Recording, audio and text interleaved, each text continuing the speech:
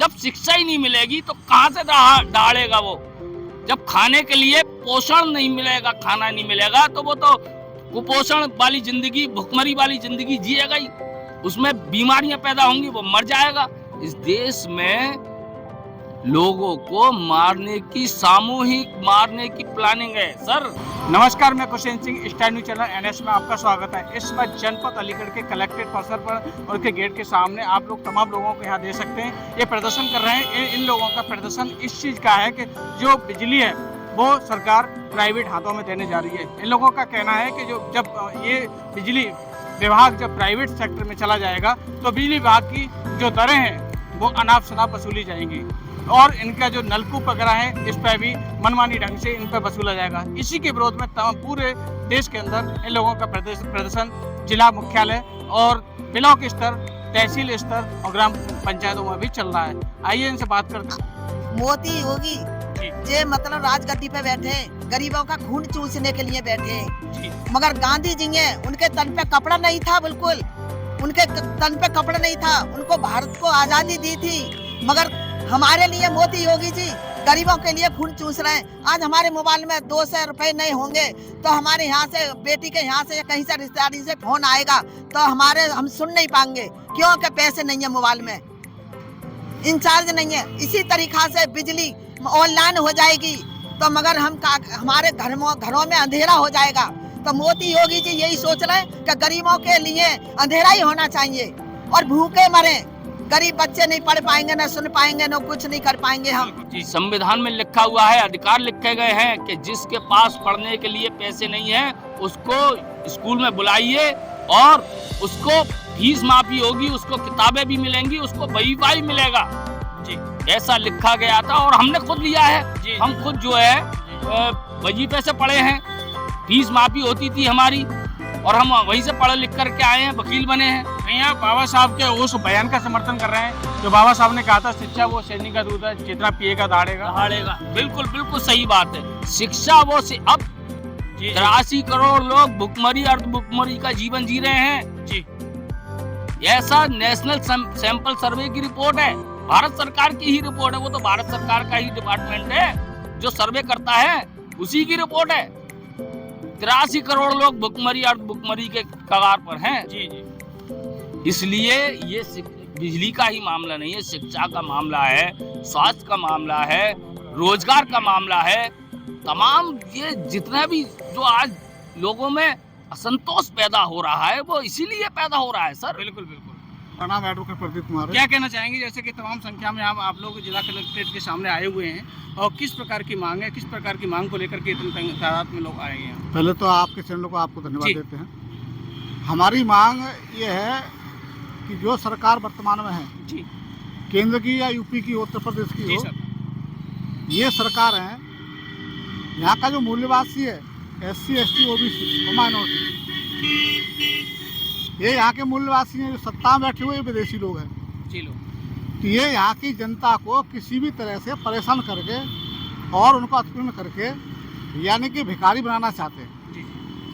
जैसे कि पहले आपने इतिहास पढ़ा हुआ कि 3000 साल पहले या 2000 साल पहले के आगे हाड़ी पीछे झाड़ू थी, लेकिन ये देश जो संविधान हमारा है, हमारे बाप ने बनाया, तो संविधान को न मानते हुए मनुस्मृति का पालन कर रहे हैं।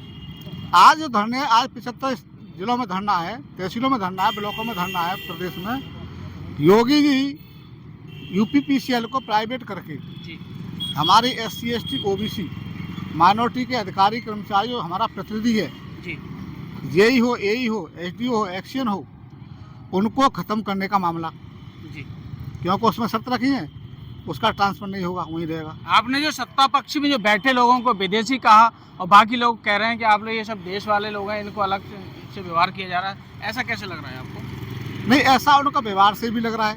जी, देश में शासन करना चाहिए, सत्ता प्रजातंत्र है, जो प्रजातंत्र में जो सत्ता जनता ने चुन दिया, बिल्कुल, तो जनता के हित में काम करना चाहिए। बिल्कुल करना चाहिए। तो एक तो व्यवहार से लग रहा है कि विदेशी है। दूसरा, भारत मुक्ति मोर्चा के राष्ट्रीय आदरणीय भावना मेश्राम साहब कहते हैं कि विज्ञान ने सिद्ध कर दिया कि जो शासक वर्ग है, यानी कि शासक वर्ग इस समय जो शासन चलाने वाले जो लोग हैं RSS के लोग हैं, आरएसएस पूरे ब्राह्मणों की है, ब्राह्मण विदेशी है, जी इसलिए हम कह सकते हैं कि ये विदेशी लोग हैं। जी जी क्योंकि भारत की जनता से टैक्स लेते हैं और टैक्स लेके अपना मौज मस्ती करते हैं। उसमें न शिक्षा पे बजट है, ना ही नौकरियों पे बजट है, न स्वास्थ्य पे बजट है, किसी पे कोई बजट नहीं।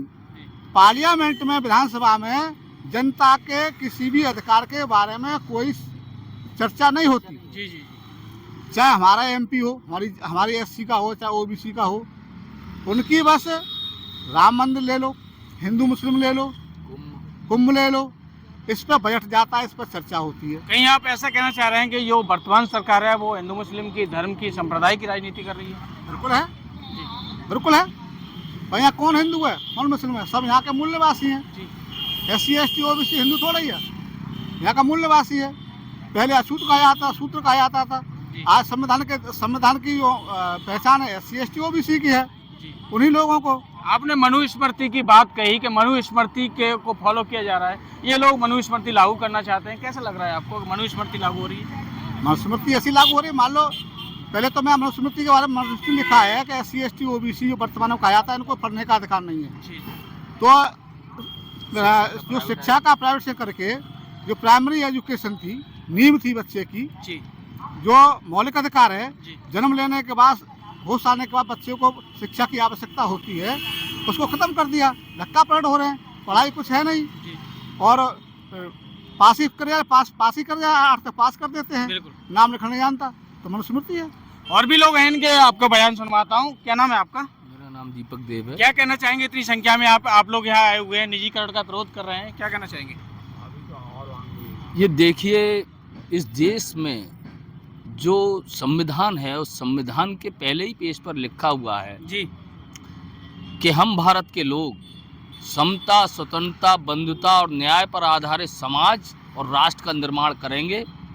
उस पर लिखा गया है। क्या आपको 75 साल हो गए देश को आज़ाद हुए, क्या ऐसा कहीं दिख रहा है? शिक्षा का प्राइवेटाइजेशन, स्वास्थ्य का प्राइवेटाइजेशन, सभी कंपनियों का, सभी विभागों का, सभी कंपनियों को दिए जा रहे हैं, सभी विभाग। और अब विभाग ही नहीं, अब नौकरियां ही नहीं, विभाग भी बिल्कुल ख़त्म किए जा रहे हैं। पीडब्ल्यूडी को ले लीजिए आप। पीडब्ल्यूडी का जो काम था वो सड़क बनाने का काम है, लेकिन अब वो सड़क कौन बना रहा है? जेपी इंफ्रास्ट्रक्चर बना रहा है, गल्फर कंपनी बना रही है जी, ठीक है। और आप शिक्षा के मामले को ले लीजिए, शिक्षा का जैसा कि हमारे वकील साहब ने बताया कि शिक्षा इस देश में पहले गुरुकुल होते थे, फ्री शिक्षा दी जाती थी, और नौकरी चली जाएंगी और हम किसी की मजदूरी करने जाएंगे तो मजदूरी भी हमारे लिए नहीं रही, सरकारी मजदूरी नहीं रहेंगी बिल्कुल भी। तो मगर हमारे लिए ये सुनवाई होनी चाहिए कि ये लाइन बिल्कुल हटाई जाए। तमाम लोगों के यहाँ बयानों को आपने यहाँ पे सुना, तमाम लोगों ने यहाँ अपने बयान दिए कि जो वर्तमान जो सरकार के ऊपर इस बात का एलिगेशन लगाया गया, जो वर्तमान सरकार है रोजगार पर ध्यान नहीं दे रही है, स्वास्थ्य पर ध्यान नहीं दे रही है, शिक्षा पर ध्यान नहीं दे रही है। और विद्युतीकरण की बात करें तो यहाँ विद्युतीकरण की बात यह है कि विद्युतीकरण के प्राइवेट सेक्टर में होने से इन लोगों को कहना यह है कि विद्युत जब प्राइवेट हो जाएगी तो उस पर मनमानी ढंग से इन पर इसका चार्ज वसूला जाएगा। और इसी के विरोध में तमाम लोगों ने अपने बयान किए। मैं ग्राउंड पर कुशन सिंह, नमस्कार।